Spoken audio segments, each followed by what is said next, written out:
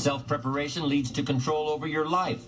Whenever you prepare correctly, taking all of the steps you're supposed to take, doing everything in your power to stay on track, whenever your preparations lead to success, achieving your goals, you reinforce the disciplines that got you there. Success leads to reinforcement of the proper disciplines. If what you're doing is working, keep doing it. If what you're doing isn't working, change it. When you are doing all that you can possibly do and are successful at reaching your expectations, keep doing it. Success is a reinforcement. Psychologists call this positive reinforcement. We all know about positive reinforcement. That's how we train our dogs. That's how we teach our kids. That's how the trainers at SeaWorld can get a killer whale to do tricks and follow commands and work side by side with humans by positive reinforcement. When you bring a brand new puppy home and try to teach him not to mess in the house, what do? You reward him for going outside or scratching at the door. When you're trying to get your toddler out of the diaper stage, what do? You reward her with special presents, make her feel special for learning something new. When you're trying to get your older kids to crack the books and study, what do? You reward them when they get good grades. You teach them that the skills they are developing now will have great positive effects on their lives later. But you reward them now. This is positive reinforcement. Learning that there are rewards for doing something good, something worthwhile, something of value. The greater the value, the greater the reward. The better you do, the better your reward. The greater the value, the greater the reward. A bigger paycheck, a better house, financial freedom. It's all a reward system. Now, there are two major benefits of positive reinforcement. Number one, positive reinforcement builds good habits. If what you are doing, the habits you've gotten into, are building your ambition and increasing your success, keep doing them. Your success is reaffirming that these habits are good. Your success tells you that you need to keep doing what you are doing. By reviewing these habits that bring on success, you reinforce them, give them sticking power. Now here's the other side. By reviewing your habits, you may find out that some of them are inhibiting your success. You may find out that what you're doing every day is bad for you. Or you may realize that you've gotten out of some very good habits. Somebody says, well, I've just gotten out of the habit of taking my daily walk around the block. Well, I guess you'll just have to get in the habit of being sick down the road. Somebody says, well, I used to read the books all the time. I've just gotten out of the habit. Then change it. Go back into your disciplines. If you've just gotten out of the habit, just get back into the habit. It's called discipline. If it doesn't work, don't do it any longer. You can keep your fingers crossed if you want to and hope that it'll all straighten out. You can wish for the wind not to blow quite as severely, to change in your favor, but we call that naive at best. If the habits that you've gotten into aren't serving you, change them. You can't keep doing this any longer. Don't wish for a better wind. The key is to wish for the wisdom to set a better sail. Utilize whatever wind that blows to take you where you want to go. That is the philosophy I picked up at age 25, and it revolutionized my whole life. And here's what I found. I found it was easy. I became a millionaire when I was 31, and I found it was easy.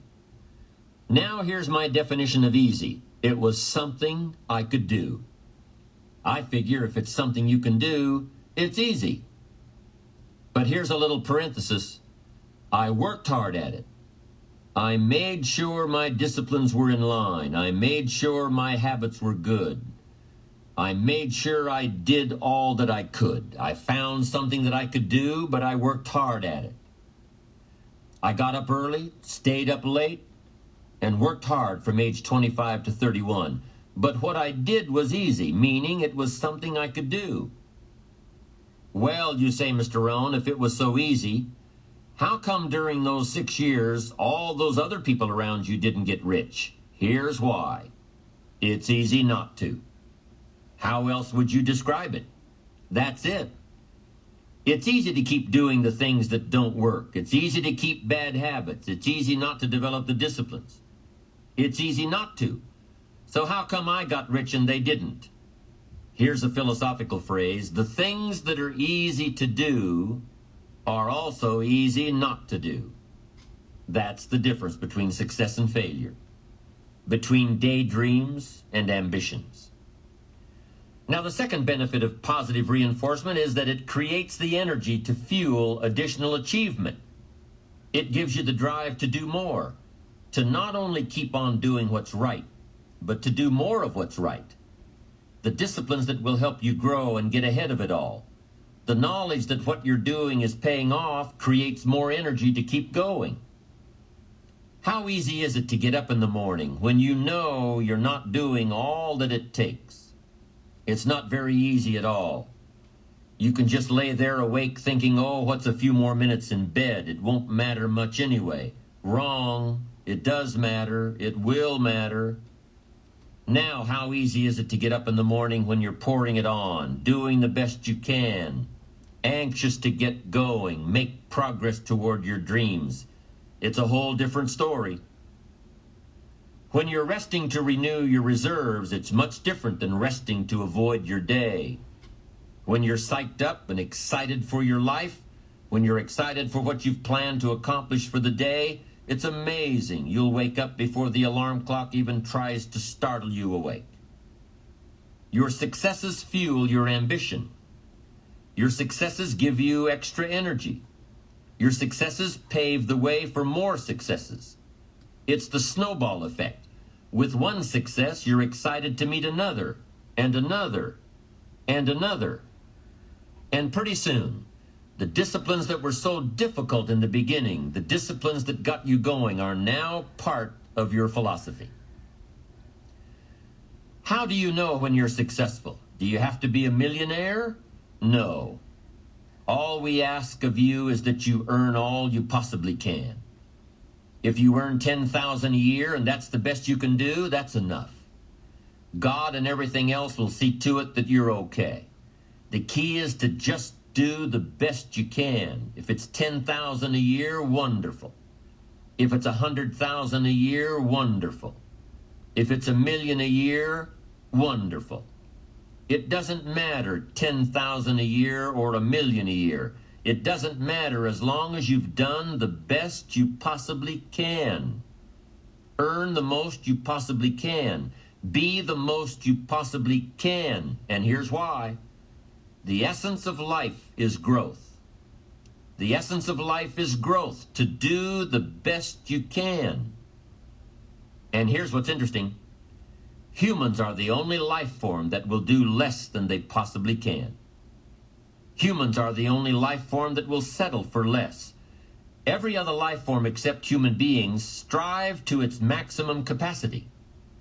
How tall will a tree grow? Approximately. As tall as it possibly can. You never heard of a tree growing half as high as it could. No, trees don't grow half. Trees send their roots down as deep as possible, stretch their limbs up as high as possible, produce every leaf possible and every fruit possible. As a matter of fact, you never heard of a human physically growing half. We keep growing until we're done. Now that's a part of life we can't control. It's genetically coded.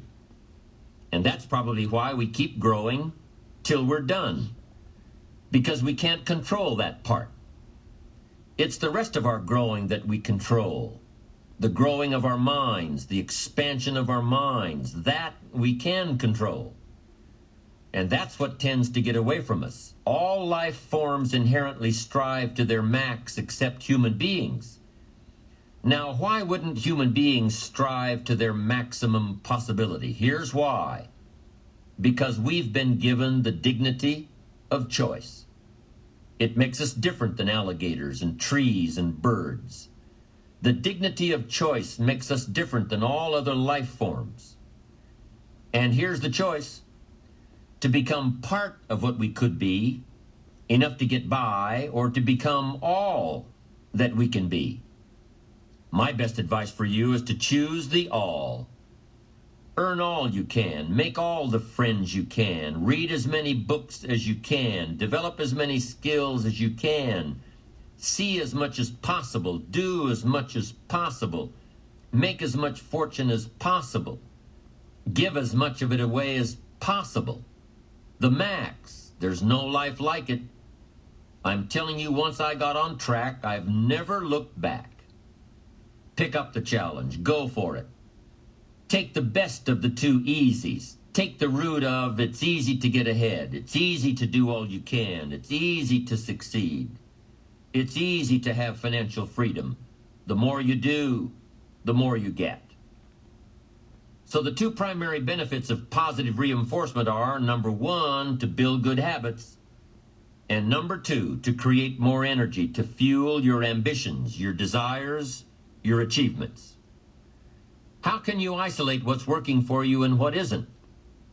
How can you make sure that you are reinforcing your positive disciplines? Well, if it isn't apparent, easy to see right away, if what you're doing is happening in such small increments that you're not sure if you're on track, then you need to be writing it down. You need to keep a journal anyway. But if you really aren't sure that what you're doing is making measurable progress, you need to keep a written record. You need to write down everything that may be relevant in your day. What you did, who you saw, what you felt, how it may or may not affect you now and in the future. The best way to track your activities of the day is to write them down. The best way to track your activities of the week is to write them down. The best way to analyze your progress through the year is to have written it down. Why? So you can look back on it. Because by keeping a written record of your life, you will be more accountable.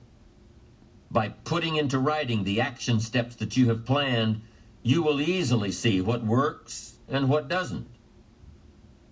Most people just try to get through the day, never writing anything down, never keeping track of their progress along the way, never really knowing if they are doing all they can to reach their goals, to drive their ambition.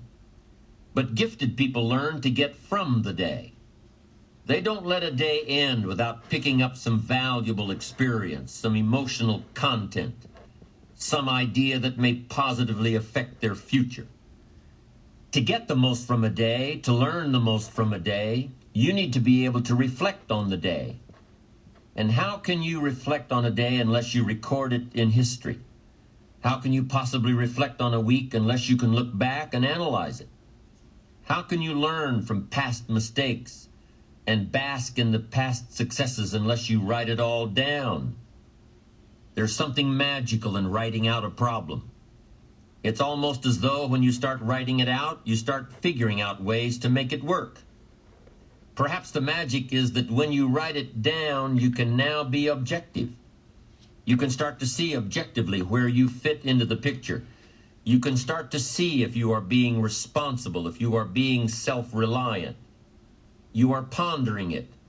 You are trying to figure it all out. The fact that it is now on paper actually creates a space between you and the problem. And in this space that you have created, now solutions have room to grow. You see, writing about events that occur helps you to understand exactly what is happening. When we describe life to ourselves only in our minds, our imaginations tend to feed back false information about how things are, distorted information. Sometimes our creativity can create scenarios that really don't exist at all if we keep the information just in our mind. But by writing it all down, we now can become more factual, more accurate, more realistic, more logical. And then as we reread what we have written, we create a new picture in our mind. And once we see things as they are rather than how we think they are, we can see our way to make them better. It's all part of being responsible.